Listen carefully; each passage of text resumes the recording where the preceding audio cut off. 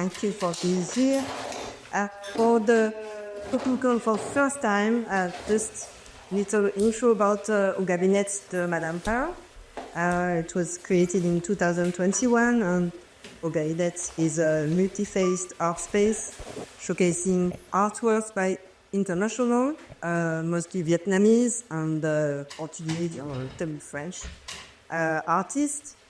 It's a studio as well, where we do workshop, and it's also my studio, and an event space. So today's presentation is part of the LABECO program, a program au Gabinete de Madame Thao co-designed with DDA Contemporary Art in Marseille. The LABECO Cooperative Laboratory for Artistic and Ecological Practices is an informal framework for adults, artists and art professionals designed to foster the acquisition of ecological knowledge applicable within the context of artistic practice workshops. These workshops are aimed at children and adults with a particular focus on priority audiences. The LABECO is supported by the European Union and carried out, as I said, with DDA Contemporary Art based in Marseille, and represented here by its founder, Constance, who's here. She's accompanied by Mélanie Legas. And here at Gabinete, so it's me, Sandrine, who founded the place, and have the help of Charlotte here, and our intern, Océane, behind. And this presentation closes the first week of exchanges between a group of selected artists from the Marseille region and the Lisbon region. The participating artists are Mélanie Métier, who is here, Aurore Pelisson, Laurent Eisler. The three of them came from Marseille. And from Lisbon, we have Fraser here, Rita Thomaz here, and André Almeida is here. The purpose of today's presentation is to present a selection of inspiring initiatives in the field of ecological art practices based in Portugal. I'm going to briefly introduce our three speakers today. So we have Annette Brinckerhoff. Annette is the founder of Tinctorium Studio, so founded in 2020. It's a natural dyeing atelier that aims to regenerate a connection between people and plants, with the purpose of raising collective awareness about the plants that surround us. The atelier offers natural dyeing services, teaches natural dyeing workshops, maintains a dyeing garden, and sells naturally dyed products. Rita Thomaz is a visual artist, and she's the co-manager of Osso, Collectivo. Osso, the association, cultural association, and it's a collective that includes artists and researchers from different areas. Since 2012, Osso has developed transdisciplinary projects in collaboration with other artists and collectives. Its experimental project seeks to explore artistic practices in conjunction with critical, aesthetic, and political thinking, and addresses the specificity of the context and territories in which it operates. Beatriz Manteigas is a visual artist as well. She's a co-founder and director of Quinta das Relvas Association. The Quinta das Relvas Art and Sustainability is based on an eco-farm in the center of Portugal. The NGO has been working in the field of art and sustainability since 2016 through Erasmus Plus project, workshops, and residencies that follow the principle of non-formal education. And they will tell you more about their three projects. So thank you for being here, and I will let you talk. So maybe we'll start with Annette.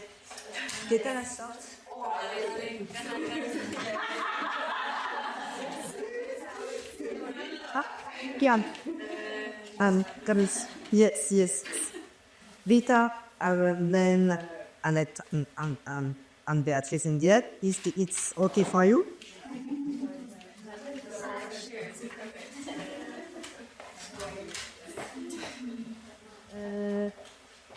Sorry I didn't bring the presentation. I asked Charlotte to put the pictures of this week. We all went to Osso, so all the artists and Sandrine and Constance and all the people engaged in LABECO to get to know Osso, and I could show my work there. So I will put some pictures here so all of the people that don't know Osso can see what I'm talking about. So thank you for the invitation, not only for me, but for I speak to part of Osso. I'm representing a group of artists, so we are a cultural association, as you said. We are based in São Gregório, a village near Caldas da Rainha, and we have a artistic residency program, and a program of activities that engage the community in which we are. Small village with only 900 habitants, so it's a completely different environment than Lisbon or Portugal or other big cities. So Osso started 13 years ago. I was in the beginning, and it started as an idea of a group of artists that already worked together to formalize or to juridically formalize their collaboration. In the beginning, they didn't have a physical space, so they were in Oeiras, on the Oeiras, then they were in Alta Escritura, and in 2018, an opportunity, family space that needed rebuilding, so we moved to São Gregório. I started officially working at Osso. I was already near, but officially when we moved here. We are artists mainly. We have other people that work with us that aren't artists but are really engaged with the project. Some from São Gregório, some from Caldas, even some from Lisbon. And at the same time that we have an artistic residency program, so we receive artists there in residency. It's our studio, it's our collective studio as well. So we have a shared space to work and to develop our personal works. Also helps us in the circulation of our projects, artistic projects, individual or collective. And I think also helps in some way the artists that come, just by having a space and time and to only be working, to have time to work in a different place than their studio. I think we have our biggest projects. We have the workshops with the school. There's only one school in São Gregório with this year 17 children, and they come to Osso each month to do a workshop. And we have all week. Osso is open for children to come and have a studio and make a project. So we have 3 artists in residency every Friday at Osso, and children can come. They don't need to enroll. They come and they work with them in a long-term project. So they can know since young, what is a collective studio and a collective space and a place where they can work together. This is a big and dear project for all of us. Where else? Let me see my notes, sorry.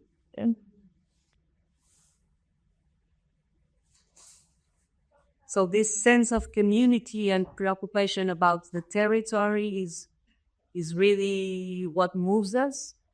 And I think that people that approach also, because the residency sub our proposals, some people send us email and sometimes we invite people. I think we share the same preoccupation. So the activities, the plan of activities through the year are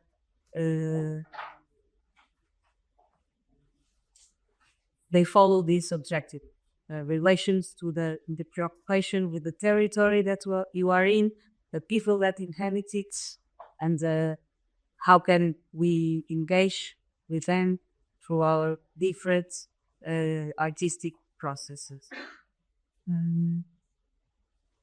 So we have also open days. So there are artists that prefer to show, to give a concert, or to make an exhibition. And in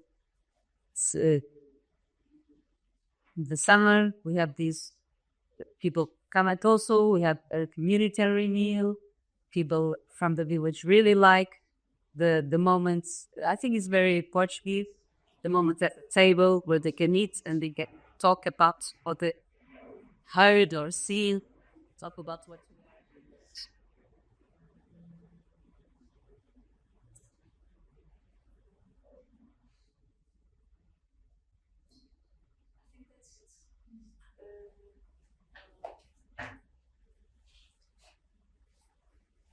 Thank you. I think we already, if you have any question, you will have all the questions in the end. Is it?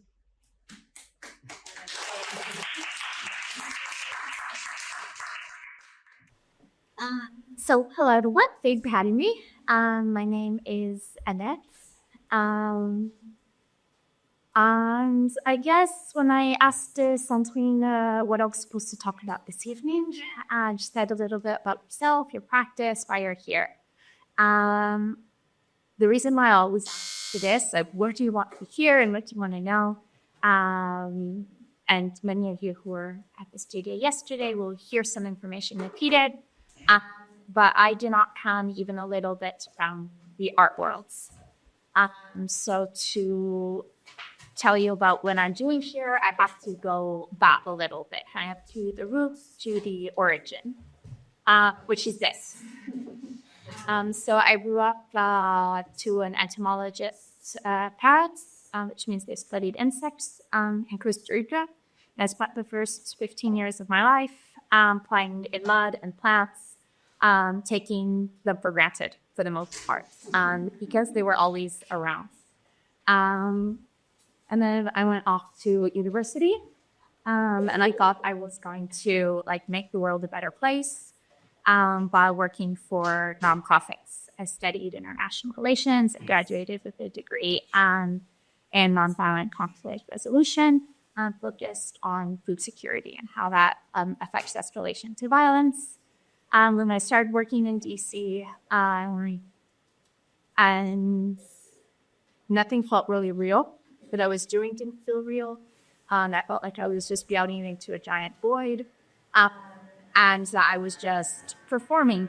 Like, it was a big flight and you're performing in a theater and going through the acts to get your paycheck or to get the fundings that you needed. And it felt very empty. So I quit my job. I'm in Southeast Asia. And I spent 6 months apprenticing at WAMS, starting with doing my permaculture design certificate, as a lot of people do. And it was through this that I learned about natural dyeing. So my first experiences with natural dyeing were really mind-blowing, as anyone who's had an experience with natural dyeing can tell you. It is very alchemic, witchy process where you feel both in control and completely without control. Like, there's a lot of opposing feelings happening at the same time. And in that complexity, it really draws you in. But mostly it's that surprise of having a color come out from a green leaf. It all the leaves are green, but they'll give you orange or pink or yellow or blue, or whatever else, brown. So kind of that wonder, it had been a really long time since I had felt that excited and that curious about something. And natural dyeing sits really at an extremely interesting intersection between arts, between crafts, between gardening, between history and anthropology, ethnobotany, you name it, agroforestry. There's so many different interactions, and it's a very multidisciplinary aspect, craft or art form or practice. So then the pandemic happens. I ended up in Portugal through this pandemic with no money left in my savings account. So I started Tinctorium Speak. Partially because I really couldn't envision doing anything else that wasn't natural dyeing, but I wasn't sure really what to do with it in the moment when I started. And through like trial and error, doing many things and trying to feel what made sense, what I actually liked to do, what spoke to me and not. Over the years, the studio became what it is today. And today the studio is a little over 4 years old. Just how the story goes. So the studio is now 4 years old, and its main purpose, like Sandrine had said, is to regenerate that connection between people and plants. People and plants have been evolving, co-evolving together since art history began. And since, I guess, species crawled out of the ocean. And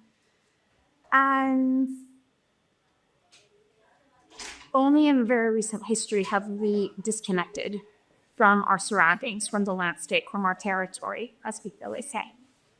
And so the purpose of the studio is really simply to use natural dyeing to heal this, to have people to use natural dyeing as an incentive for people to interact with their surroundings, with the territory around it. I specifically do it through natural dyeing, but you can do this through community projects, through herbalism, through natural building. There's a million different ways to do this. I specifically just focus on the plant dye aspect. So what this means is that in the studio, although I do many different themes, the common thread, the unique theme is always that I'm only working with those plants that I can either, no worries, forage, do it to take my dog on walks, very long walks, or grow in the dye garden, which is very different from that size.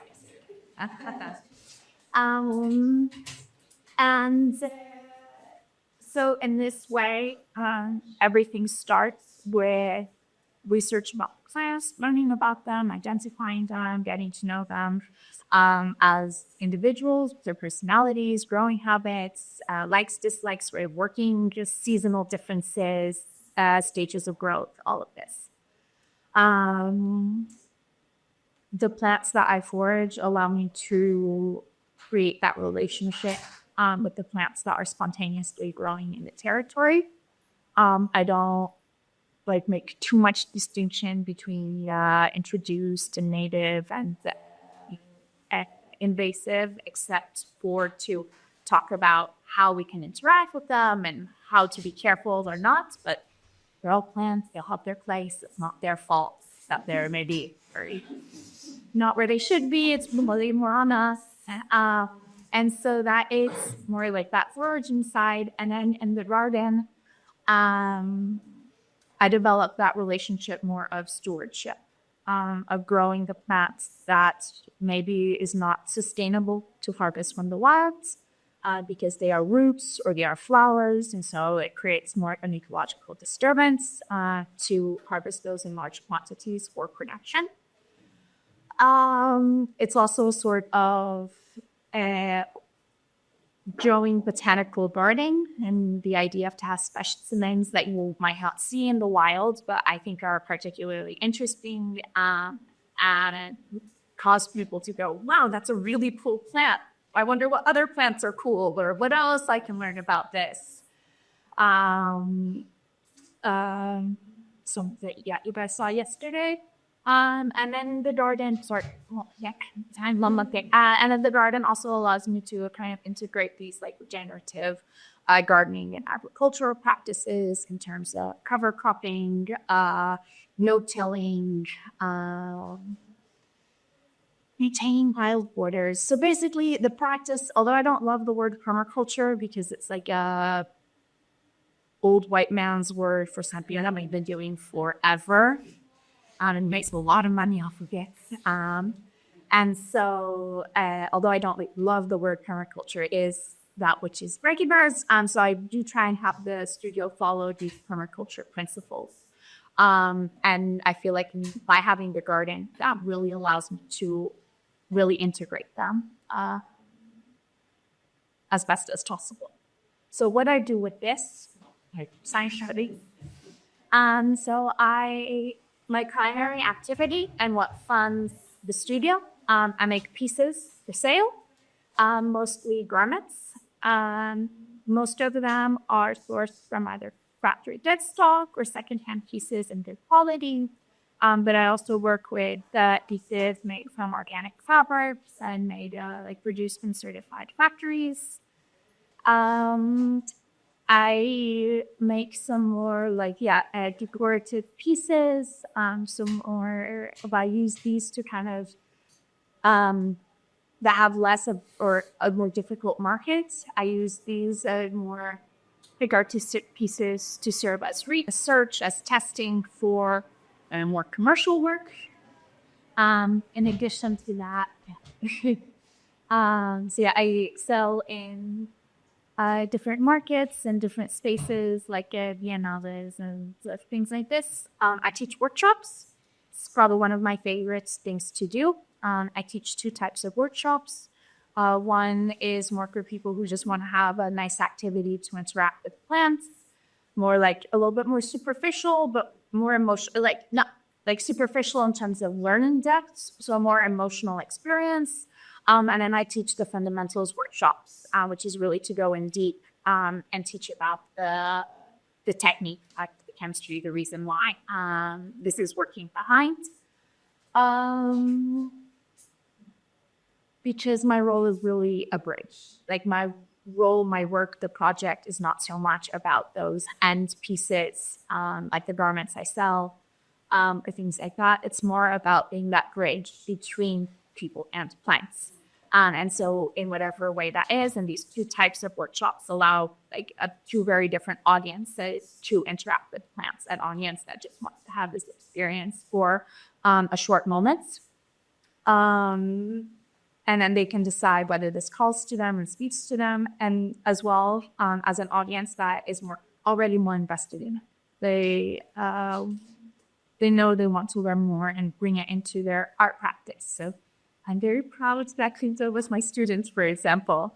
And it's been really, really, really cool to see projects and people like Quinta's come through and take what they've learned and implement it in so many different ways that I cannot even begin to imagine or have the capacity to, in really important, impactful ways. So one of my favorite things that she's done is dye red with wild matter, which people in San Bernardino think is just a weed. Now they're always chopping it off. They will come and drop it off, right? You're saying in bagfuls to your studio. And that's so cool. She has literally been able to transform a plant that was just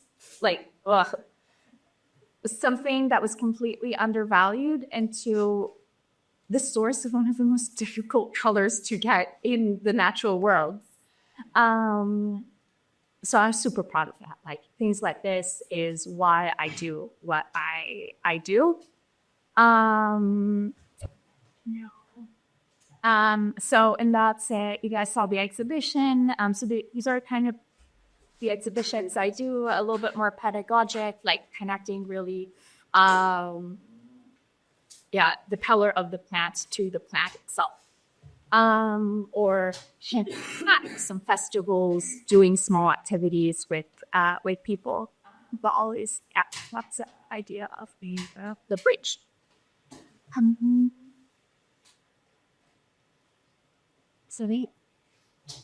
Oh, yeah. So sustainability is the topic of today's discussion. I left it blank because, like, for me, it's not something you can point at and be like, this is sustainability. It's done. Like, we did it. Case closed. It's something that is always living. It is always evolving. It's also something that is going to mean something different to each and every person. To me, it means, first and foremost, this project needed to give me mental stability. I was extremely frazzled and chaotic. I was like in a personal identity crisis. I didn't know what I wanted to do. All I knew that everything I was seeing at seemed like such shit. And like stories to sell things to you, which is what most of what we see outside is, but anyway. And so for me, this whole reaction was a way to have like that mental health sustainability. And that meant not going back to work in this international relations field that I knew. So that meant literally designing a life that I wanted to live, or inventing a job that allowed me to live the life that I wanted. So that was the first part of sustainability. The second part of sustainability was financial sustainability. I could have all of the best ideas in the world. I could not execute them if I can't pay my bills, and I can't live, and I can't make those choices in my life. That's also credit to everyone else, and I'm able to put my funds behind projects that I also align with and feel very strong about. And then super, like the meta, whatever I'll hear, environmental sustainability. And for me, this really comes from the process. And I think I'm super happy to have this like debate with people afterwards. But I think that work that is process-based is always going to be inherently more sustainable, because you have the flexibility to move and work with what you have, with what's available, to use the markets, to take advantage of your space to the best part. If you are so fixed in your end results that you do not care how you get there, where you justify your end, or you use your end to justify your means, then how are you ever actually going to be able to align your practice in a way that is inherently sustainable? Leave that up to a conversation for later. And then the last is socially sustainable. Like Rita was saying, that social interaction, the community building is super, super important.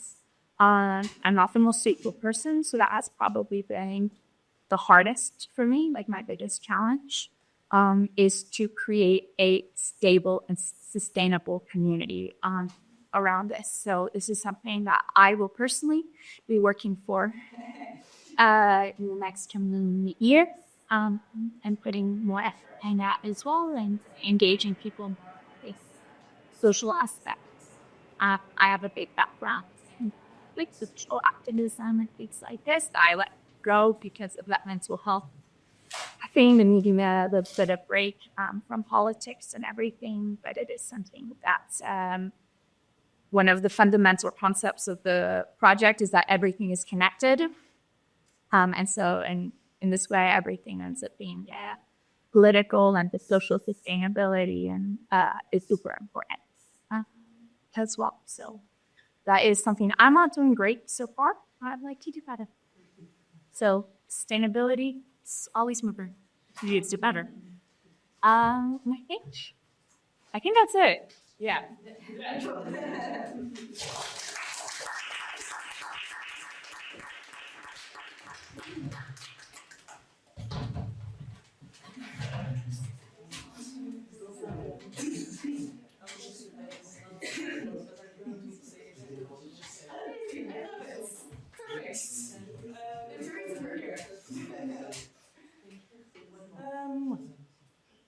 I was just saying to Annette that I was laughing before because I'm going to repeat except what you said, just on another order, after a different example. And I'm not so fair at paper culture, but I guess the words. They just the words. I also have some notes on Peter, so I'll be trying to do this all. So thank you again for this invitation, Sandy, and everyone on the team, the artists. Amazing. I didn't realize how cool this project was. So, and more excited. And I'm sorry, what you mean what? Sorry for my English. I will do my best.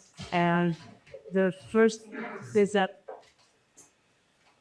although Sandrine invited me to be here because of a project we hosted and that started 2 years ago, SEEDS, means for sustainable art practice.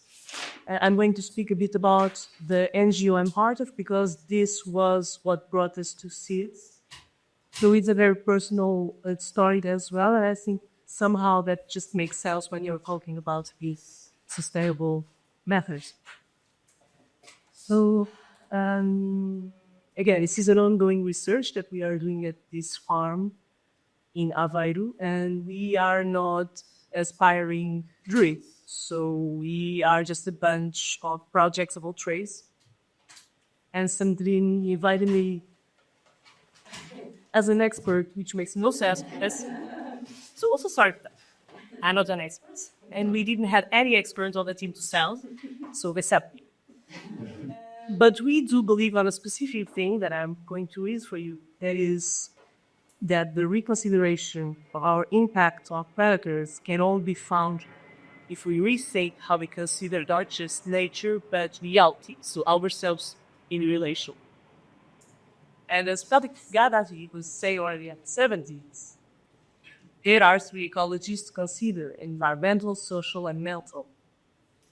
And all by considering the intersection between these spheres of existence can we find not those answers, but honest and empathetic ethics to promote dialogue, to go further on a sustainable way towards everything in its existence.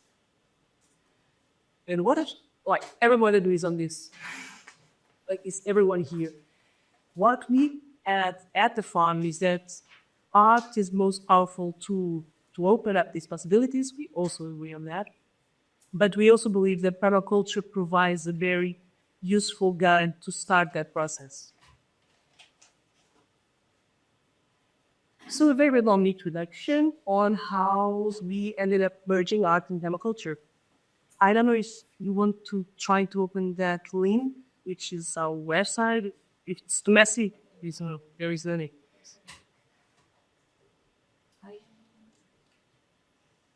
You don't have to. And so, as has been said in the beginning of these presentations, our NGO is called Quinta das Relvas, which means grass farm, and we have our headquarters in a small village near Aveiro, Branca, village of Branca in Aveiro. And we are living and working there since 2016. And we ended up going there because my partner and I, we were both working in Lisbon, doing what youngsters do in Lisbon, that is to work for the tax production festival stuff. And we were doing that to pay our bills, to have a little money, a little time to do what we actually worked. That was visual arts for me, and sustainable ecological solutions for events for Antonio, my partner. So he was already working on Boom Festival for a long time, so he was very influenced by what they were doing over there, and he wanted to explore that, and I wanted to build it on my visual art thing. So my family had this site, a bit like Osso. It's a family place. Here I thought it can't find to check if you have any idea of something pulled it to over there. So we had a very old building from the 17th century only resort on the upper floor. And we had 3 acres land that we were lucky enough that already had some native forest, because my parents had this dream of having a native forest where they could have the wool. But before it was a monoculture of eucalyptus, and before it was a plantation of potatoes. So we were very lucky. But yeah, they just did that on the 80s because they didn't have the need to get money out of the exploitation of land. And yeah, so Antonio and I went there in 2016. We started brainstorming on what we had, what we could do, what we didn't want to do, and we didn't want to do just a wedding farm.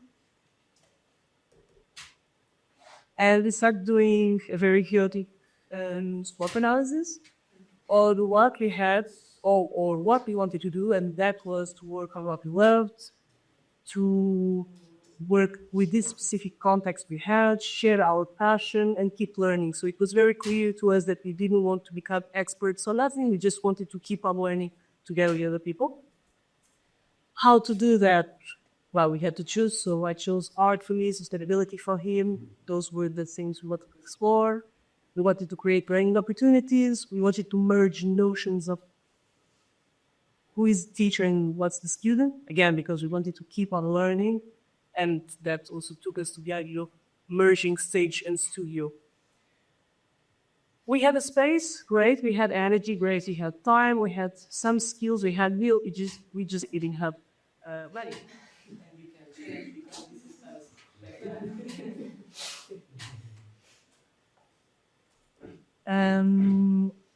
So at that point, Antonio remembered about something he used to do on or through other NGOs back then in Lisbon.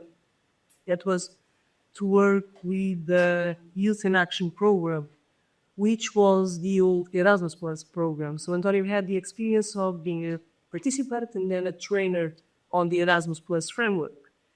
I said, all right, we can try to write a project and see if it gets approved. So we started talking with municipalities, local NGOs. We said that we had this great idea and we would get these funds to do this project. And it was approved. And it was a drama for everyone because nobody believed that project would be approved. And we had no means to host these 30 youngsters for 21 days at this chaotic farm. So we had like 2 months or 3 months to create a dorm, bathrooms, community kitchen, etc. And it was great. And the project was already called Permaculture for All, a youth exchange. And the youth exchange means that you are putting youngsters together to work on some type of theme while exploring multiculturalism, etc. And that means that nobody actually knew what agriculture was back then. Not even us. I didn't for sure. And Antonio had a general idea on what permaculture was, but it was great and we had a lot of fun. But the biggest thing we've learned back then was that to look for ecological sustainability, we had to guarantee emotional, social, and financial sustainability. And this is something super important. And well, I'm not going to repeat what Annette said so well, but yeah, we started working after this first experience through trial and error, and that was how we ended up crystallizing a current definition, so utilizing a restating definition, and that Sandrine kind of right in the beginning, but basically Quinta das Relvas dedicates itself to non-formal education activities in arts and sustainability with a view to a better social future. This because since the beginning we also try to work with the local community and open the gates that the farm has to who is there and surrounds the local culture, other things happening on the village before us, so to open up obscurities. And then at some point, we realized that maybe it made sense to merge and refine what we wanted to do. So since I was the one motivated to work on arts, and Tony was the one motivated to work on sustainability until 2019. It's like each one of us was responsible for a different department, and activities would dialogue on the field, but the activities were not planned to merge these spheres together. But at some point, we realized that we had to do that, and that was for three specific reasons. The first was the context, so people and place were organized with that and really built up possibly through intersections. The second reason was that we understood that was becoming trendy, and we felt that there were a lot of sofa-based activists putting the words out loud, and we felt that it could add something. Those proposals we were working on fields. But most of all, and I don't have better words than in the wife up. She says that this is the time, like that the current environmental crisis is the singular challenge of the current era, and that art long served as conscience of culture. So it just makes sense that we try to do better on or where we were already working on. I wanted to show you a 4-minute video, if that's possible, and this time if the presentation is going too long. No.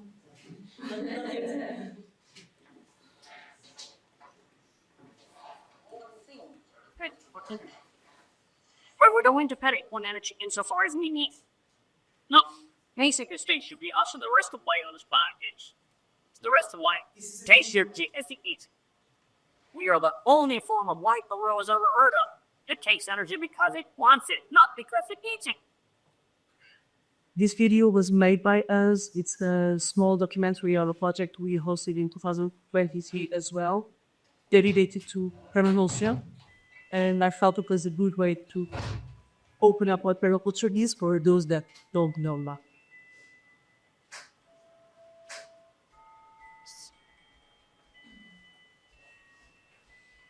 That's a phrase you need. We question. It will look perfect.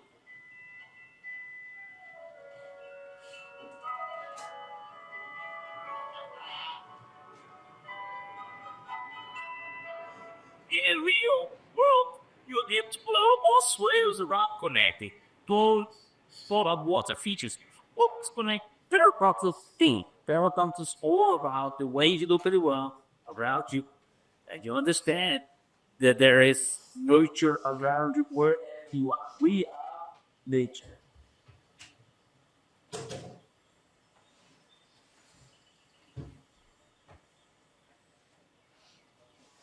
Permaculture has three founding ethics: care for the earth, care for people, and share resources, all like we said, it's very fair share.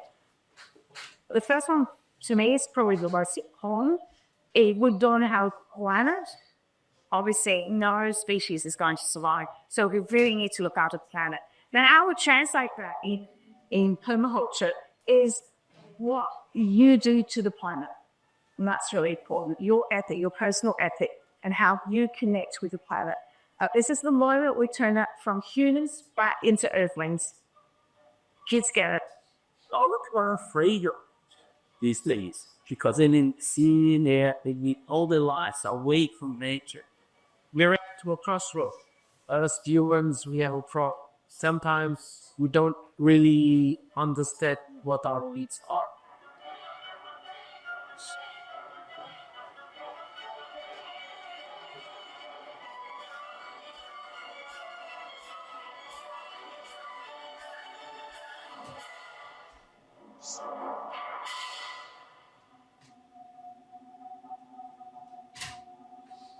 The resources that we have available are limited. As inside of the repetition we should join things that we know our follies tells us they go of work.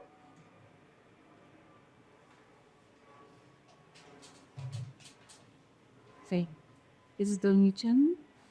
Yeah. So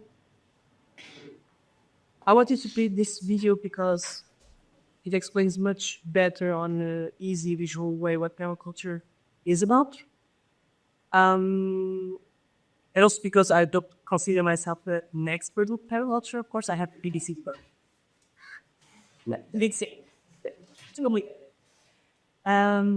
but what we felt that after this specific project that I'm going to mention later on this presentation was that permaculture was a very useful guide for you to follow some things you can consider about your specific site, about the non-human beings you might connect with, work with, and how you use on your resources. So it just helps you to guide your understanding of a specific context you might be working with.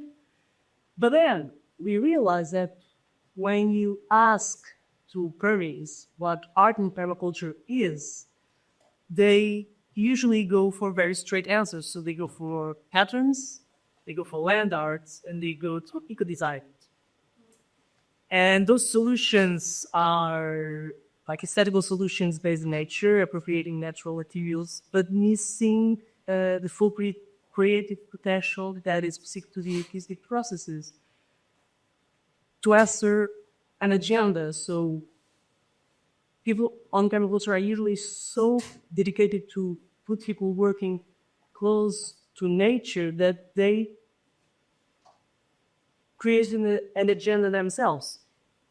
And we realized that that was a paradox. So because permaculture was promoting deep critical thinking to question all aspects of human life in relation with other humans and non-humans, but neglecting what could be its best ally. And that's where we thought that we should go deeper on what art with permaculture could be.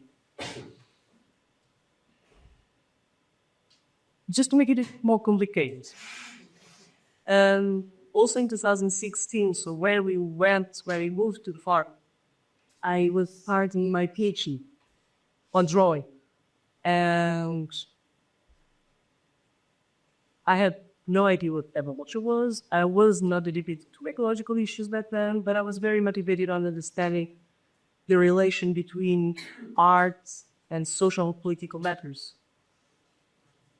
And this research ended up being dedicated to contemporary realism.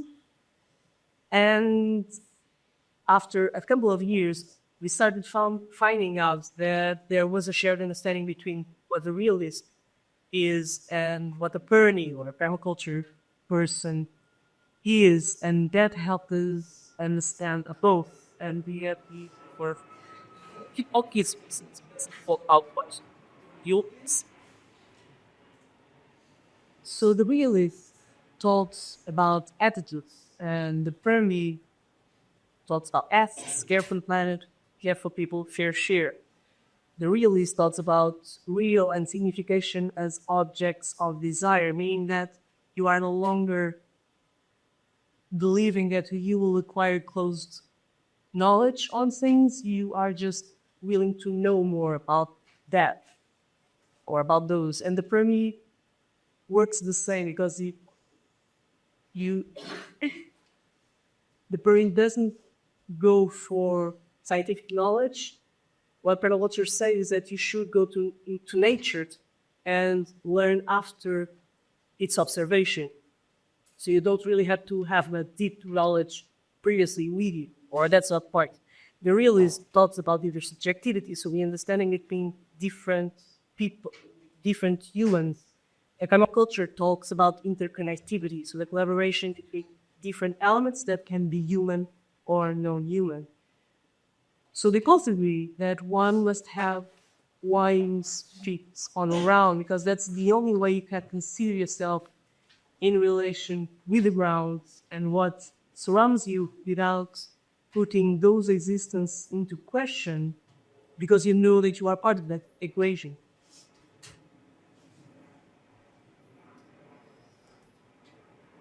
On other words, they both agree that it's meaningless to speak of the name of or against reason or knowledge. They both question what's the task now that the age of faith and enlightenment seem to be covering? And they both might agree on solidarity as possible answer to all this. So you have to skip this wheel of finding close answers to stuff and open up so that you are able to dialogue even if you are not talking the same language, that you are able to love if you are not able to speak the same language. And that's what we are, I believe, that we are trying to stop being so human and start being a bit more earthly, as Lucy was saying before, than André. On that, I wanted to mention 4 sects that were very important to us at the farm. So we became a DALA member, Green Arts Lab Alliance member, in 2023. For those that don't know about GALA, GALA is an international alliance that connects NGOs working on more sustainable art practices with completely different profiles, but that somehow are able to share resources through this network. And 3 projects. One is still ongoing, Curated. Curated is an exhibitions program we are hosting, or that we present at our local health center. And actually, we have an artist that is now exhibiting there, Thao. And basically, the proposal of Curated is to bring art to the community on a super informal way, as people just go there not to see art, but to get treated. And our health center is amazing. It's super beautiful, full of natural light, like 3 meters or 5 meters ceiling, so it looks like a museum. And we are occupying the space so that we can bring art to promote this house that was already being promoted. You know about that? And we had 2 other projects that already ended, foundations that gave our team members and other partners permaculture design courses for free, which is a paradox, because if you praise permaculture, you should share it for free, and we are fighting that. And then the permacultures, they don't like you because you are giving what they want to sell, and then they all pick you. And seeds, which brought us here, and not just to open the front seeds. And that was our first Creative Europe project. And it was written by 2 painters, so my friend Mariana and I. So what we wanted as painters was to find more sustainable ecological solutions for our art practices. And we thought, okay, we want to learn about this, and we want to learn about that, and we are going to read all these treatises, if as such. But then, when we started speaking with people that knew better than us, we understood that his ecological questions could be addressed on so many other ways. It was such a big scene, such a big thing that would go beyond materials, that he felt, we have the funds to do it, let's do it. And we ended up inviting 3 guests, Mona. Sorry if Nasir that I believe he didn't meet yesterday, but that is responsible for the painter's garden and greenhouse at Casa da Cerca in Almeida. She's a landscape architect. Linda Whitetraub, which is an American author that I read before this quote by her. She's an artist, a curator, a researcher, and she has been writing about eco-art since the 70s. And Yasmin Osandor Rodriguez, which is also a researcher and curator, that has a book she's the director of GALA, co-founder and director of GALA, and she has this very well-known book among this community of eco-related artists that is called Let's Become Fungal, and teachings, mycelium teachings at the arts. I brought her book. I brought a book by Linda. I've brought a book on permaculture by a woman, white woman. Still, Deborah's fine on email. It's like not many people of color in the permaculture world either. And out. And a publication on this project I'm mentioning now that's after head stake if you like. So just presenting what these three guests of honor shared with us. Sonia dedicated herself to workshops on natural ways to produce everything. So I'm not going deeper on it because Carol else knows more about this side. Linda Whitewell, she promoted a very interesting workshop on neo-materialism. So her proposal was, how can we get closer to get back being closer to materials on a very essential kind of way. And it was very funny because the participants on this program that were artists, emerging young artists, had some problems on connecting with her proposals, and that was very funny because in the end, that proved that what she wanted to bring to the equation was really not the comfortable zone. So she was promoting workshops with fire, workshops with ice. So this is very interesting. And Yasmin, she dedicated her presentations to reading sessions and bed night stories under three main concepts that were webs, spirits, and time. Time, spirits, and webs to tackle these things that she also talks about after my Syrian example. What we are doing now at the farm, just to realize, what? Someone. What we are doing now is we want to take this experience that Seeds gave her and add the more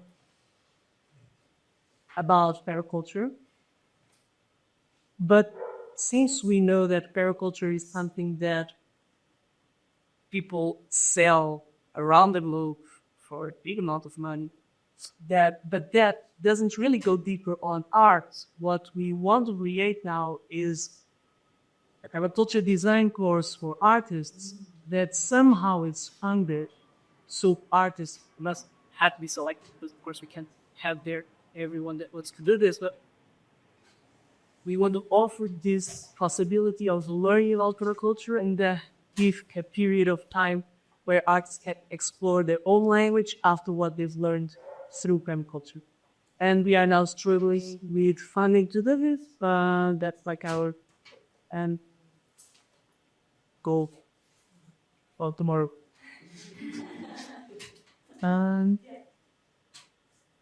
Thank you so much.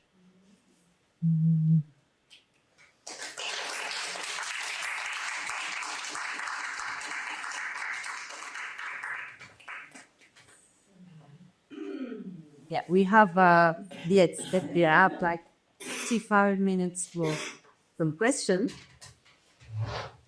I would like to put a question exactly for Beatriz. Actually, I had a question, whoever wants to answer. But this one has to do with permaculture that I'm completely ignorant about it. So, as far as I understood from your speech, I didn't get exactly how do you see, I did this way of life, this philosophy, we might say, sees its relationship with science and technology, for instance. Is that, because this doesn't mean exactly a return to the intention of agriculture, of course, I guess, I suppose, right? So, because we are now in modernity, right? How do you see that connection? And the other question has to do with, I'm very curious about it. How do people in the communities you work react to your work individually and as a community? I'm very curious. Popular culture and science, for instance. So that's the biggest, how do you say, copy? Like, it's very easy for people coming from the scientific world to criticize what permaculture promotes. And of course, everybody can understand why. But that's why I think it's so important to take permaculture not as a cult or something that you are too attached to, because when you do that, you are only doing what permaculture praises. So I meant to mention, and then I forgot, especially because what Annette said, that it's really something that people pay for, to have the certificate of permaculture, and you have these experts selling in that. But the truth is that when permaculture was created, it was created by a student on agriculture. Back then on the University of Tasmania, on the 70s, they did André. So they understood that what modern agriculture was promoting had flaws, and those flaws were mostly based on the fact that the natural ways of Almeida to evolve were being completely forgotten for capitalist goals.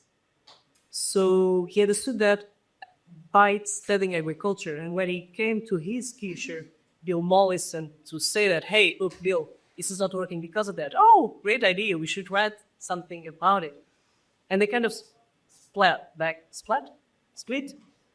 then. So Bill went around the globe to promote permaculture as an academic paper, and David went to a farm where he still is, and he doesn't leave the farm because he is really working on the fields to explore these ideas.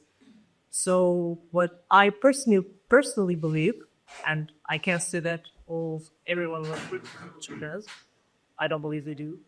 What I believe is that permaculture is a good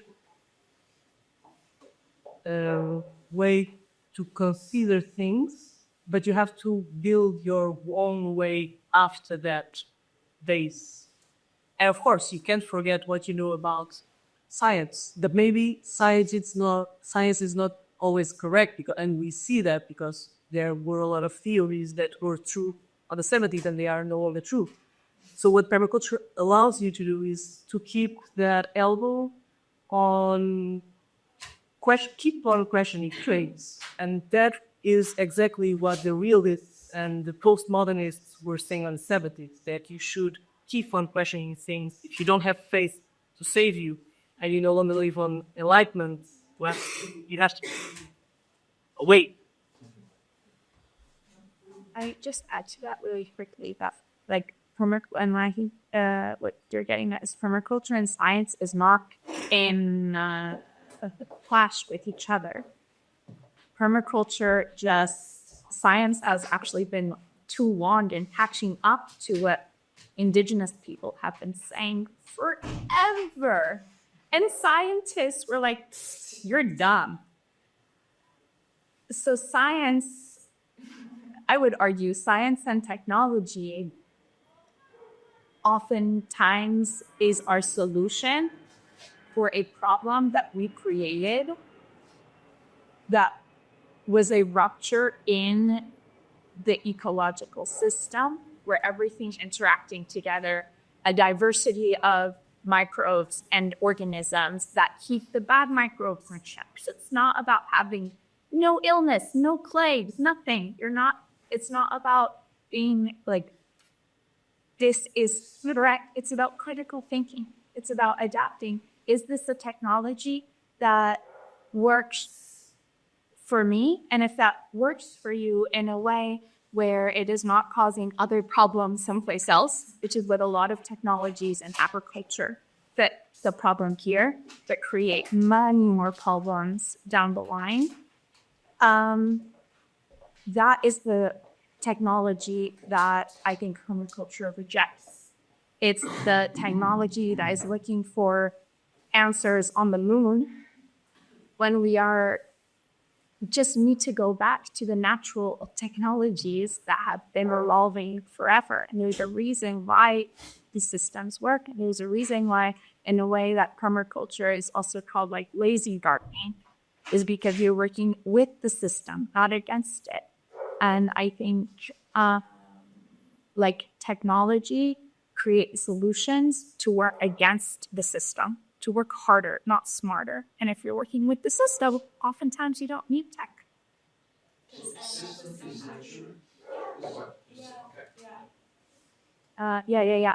Versus institution, which is created and happens in this type.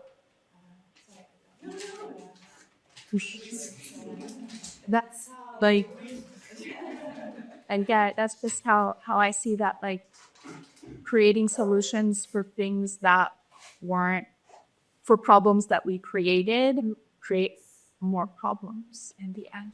Like, can we add thing?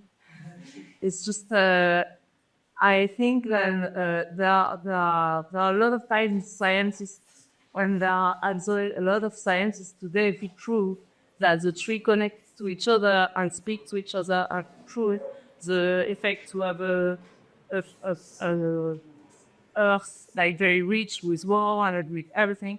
So it's just maybe like we don't listen much this one, or there are more, less in the light, but that exists. And all these scientists from the GX crew, they prove that our Earth's in a very bad state, and we are in a very bad moment right now. They exist, and what's the problem as well at the moment is that even the scientists, we don't believe at them. Like at the moment, like we have Trump in the US, and we don't believe as a scientists who speak about the GX. So I think we have a lot of scientists who speak about the need of our Earth today, and after. Maybe, of course, there are scientists of Monsanto who create very bad seed and very bad, like, a lot of this bad technology and destroy our Earth. But, well, just to, like, there are this kind of science that we need, and I think we need to, well, today we are there than need to for the time. Then we were speaking about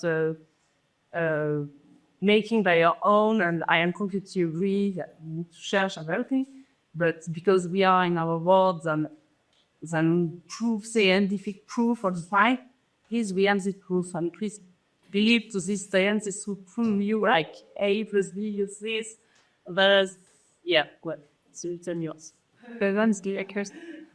I can recommend you the book, which probably you've all heard or read about. I had Braiding Sweetgrass by Robin Walkemer.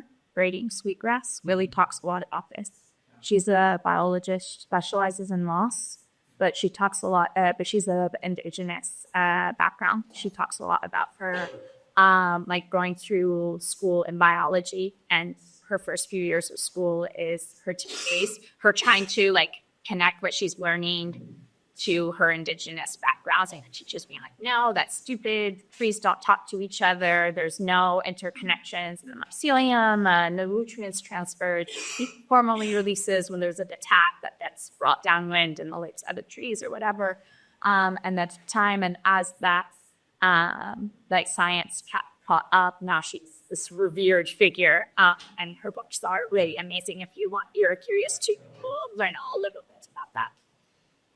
I just wanted also to add something there, because maybe what I said at the beginning of my answer kind of doesn't match where we arrived. Where we are arriving now. I just wanted to add that what permaculture allows is not, or it has to, it's not science in any way. What I like about permaculture is that it's something that anyone with no background about science, with work with the land or work with nothing that it's natural related, can relate to this. So I think it opens up possibilities, even if you don't know anything about ecology, environmental things, agriculture, etc. Like part of the principle is like observation. What do scientists do? They observe. And that like permaculture asks you first and foremost to sit down, do nothing, and observe. What is happening around you? That is a very science position or role. it also asks you to do small and gradual steps. So implement things very small and gradually so that you can understand how things are affecting each other. That is also, I think, very ingrained in scientific approach, where you are trying to control for different factors and understand how they're all interacting with each other. So I think also, like, philosophically, a permaculture is quite a scientific approach and this like critical thinking, because it doesn't subscribe like you do this, you do that, you do this. It says, it kind of teaches you how, or it encourages you to think about your conditions, what is around you.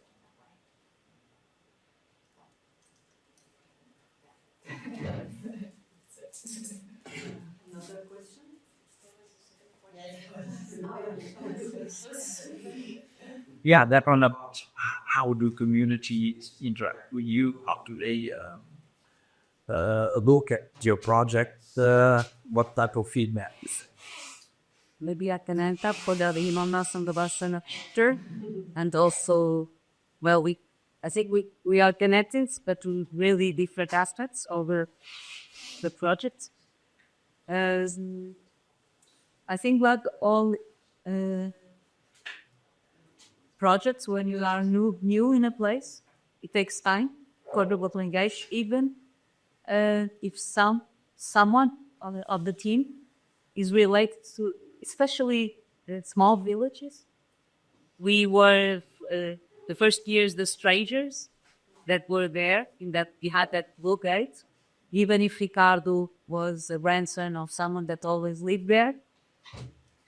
And people were curious, but at the same time suspicious of what we were doing there, because artists are not so easy to understand. So they were, the children are not like that. So they were the first to come and to keep on coming.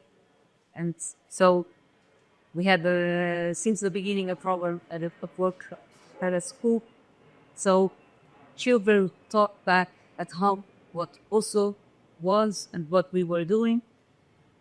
And of course, in the past of the years and the platforms that we started to develop were all to communicate and to transmit to the people from the village what we were doing. The newspaper would explain what this artist is here, what he is doing, would show some pictures. The open days, open doors, so people can come and see the processes. And it's really, now we are 7 years there, and it's completely different from the beginning. People talk about, people help us, people, for me, for example, I have a neighbor, Esperanza, she's always walking around with me, helping me naming the plants. She brings me, Annette was saying, they warn me, so go there and pick up the ruino because I'm going to cut it, so it go. So we have a close relation, each one of us, with that, and they really like to. So the paper that we made in there, LABECO, is from a plant that another neighbor went there and they left me. So they really like to participate now, and they really like to know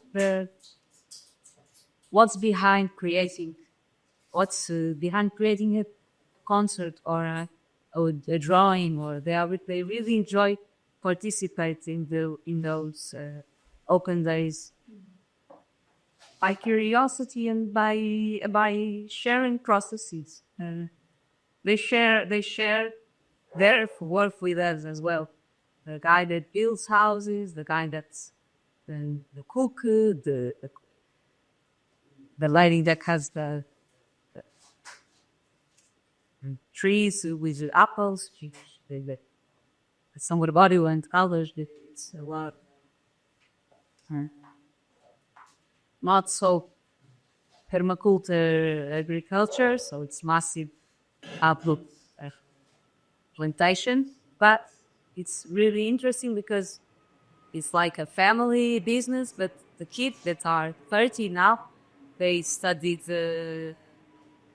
how to say, engenharia broader, but kind of specialized in what more sustainable ways of cultivating. So suddenly they are starting to think about it, but there's leaf selling apples. So it's a balance between mass production and few experiments, less aggressive. But it was time, with time and with respect and with simplicity, by just sharing. It's nice. The exhibitions, we try to make them not only art on the walls, but sharing the process. And people, I think I have more questions and more conversations when I show something there than in other place, in other gallery or yeah. They touch, they smell, they ask, they are always engaging. And what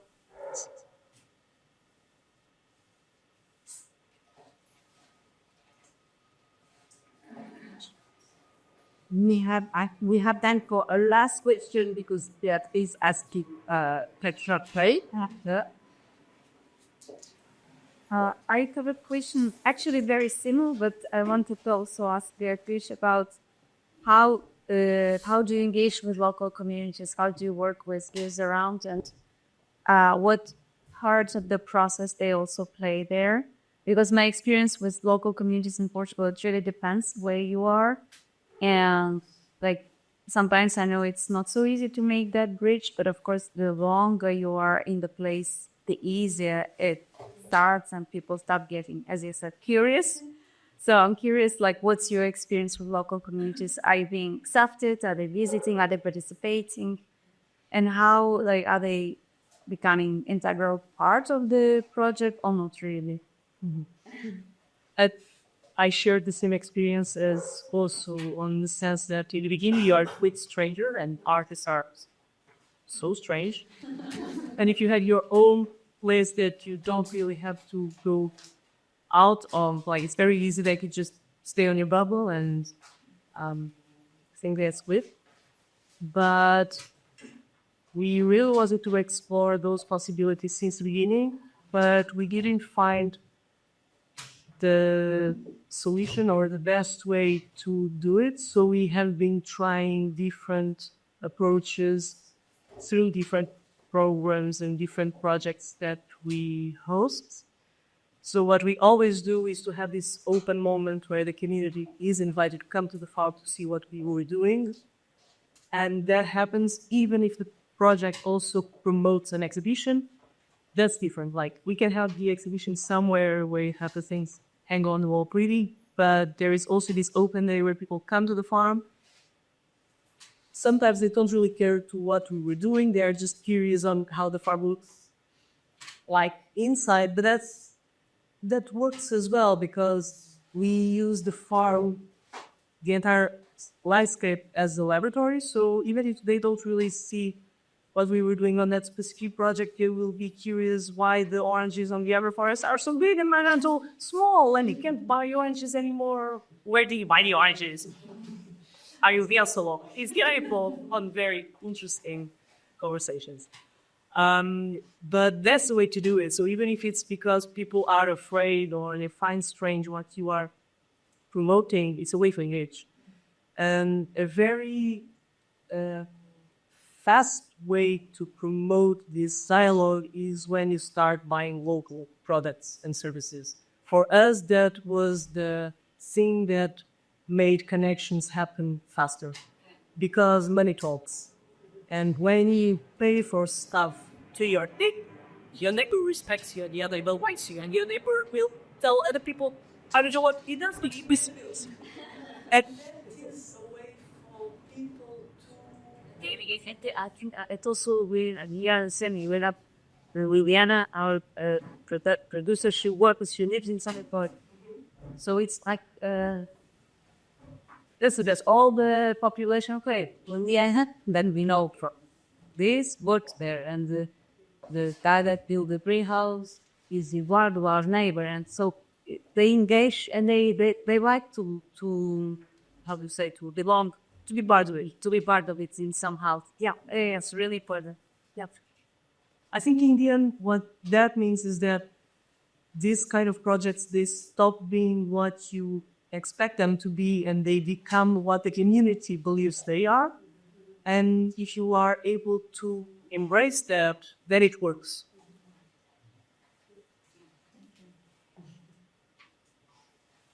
A little bit the same. Like, I don't engage so much the community around me. It's something I'd like to do more in the future. My neighbors, and you guys saw this yesterday, like, I'm very much in a residential neighborhood. Everyone around me is upwards of 60, retired. At first, people would literally come to the fence and just not say anything. Like, just come and stand and watch. And you have to say, oh, we have to say what I'm doing here, blah, blah, blah, you know, whatever. And then it was, but now they connect. For example, I had 11 people walking through high grass, catching plants. My neighbors were out and about, Zan, Maria, taking their afternoon walk. It was just like another Tuesday. Like, they didn't think it was anything special of having 11 people macho party. Yes. You know, they, bon dia, you know, everything, they go about there. But it was not like this 3 years ago when I first moved there. And actually, for me, it's been my grandparents that was the hardest. Like, my grandparents are very traditional Portuguese, let's say, or my grandmother's a seamstress, my grandfather is a construction worker. And when I first started this, they thought, it's so cute. Hey, to entertain yourself, to pass the time. Like, I'm a trophy wife that needs to, like, just find a hobby or something like this. And when they saw that I could pay my bills, that is when they were like, not just getting excited, but I go do something with my grandma, and she's like, show them your hands, tell them what you do. Hey, you know, see about what my hands like.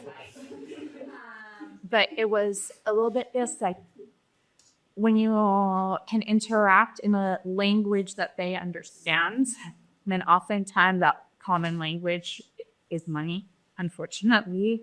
There's many complicated feelings about this, but it ends up being like something that's and actually, like, in life and between professions, like, money is what creates that, like, common vocabulary throughout the entire world in some way. So yeah, when I started to be able to pay my bills, like, through this, it really, that to them was like, chance. We don't have to keep pushing her to, like, get a job at the watch day and at the start shopping. So, but even if you start this conversation through money, you, at some point, people start using like, they change currency. Most proud she's ever been. It doesn't have so much, like, but now, so that was like the starting point. And now we can engage in conversations about why am I doing this and that. But so, like, but our vocabulary, our way of thinking, our, like, life philosophy was so different at the beginning. At the beginning, when I was trying to explain what I was doing in terms of, like, no, like, the point of life isn't to make money, you know, like, what is, like, living, like, just to pay your bills? This doesn't make sense. Like, to Portuguese immigrant grandparents who grew up in a dictatorship went out to try and make a better life. Like, to them, they're like, what do you mean this isn't what your soul? So, like, we, at the beginning, we were not even on the same vocabulary. And if you can't engage people in these terms of, like, these artistic concepts or, yeah, these more complicated things, if you're not on the same vocabulary, I would not suggest trying to engage people and try, because then you're imposing your vocabulary on someone else. And it was something I didn't realize I was doing this with my grandparents, but I was making them feel like less than and kind of like stupid in a way because it was so different from their experience. And then here I am, to me, like I was invalidating their entire way of life because their entire way of life was about working hard to get themselves out of complete poverty, to make a life for the future. And I think in Portugal, this is so much of where like the general population is. Like we are here to keep our heads down, to like try and make the best of the situation, but without this like dream about what it could be. Like, what do you feel? What speaks to you? Like without this thing of flying. And that conversation can only come like all like the purpose, the reason, the drivers of the project can only happen after like some other common vocabulary has been found in something else. Whether that is, these are my dead plants, or it's the kids that then tell the stories and it's the children that are translating for you, or it's business transactions and services paid for, or it is featured on something. And so like a stamp of approval by an association or by validation by someone else. Like we are still living in a contemporary, like in the modern world society. And so we have to find these like either translations or common threads common now. Really good time out. Well, my grandparents are really hard. They're really hard. And then like so the gardens, don't start me on the gardens. They need like clean. They want everything limpo. Limpo. So yeah, like that has been a whole interesting conversation also. Why do you need things clean? What's the problem with the leaves growing there and stuff like that? And engaging like the conversation that cascades. Yes, so I think it's time to close the discussion. Thank you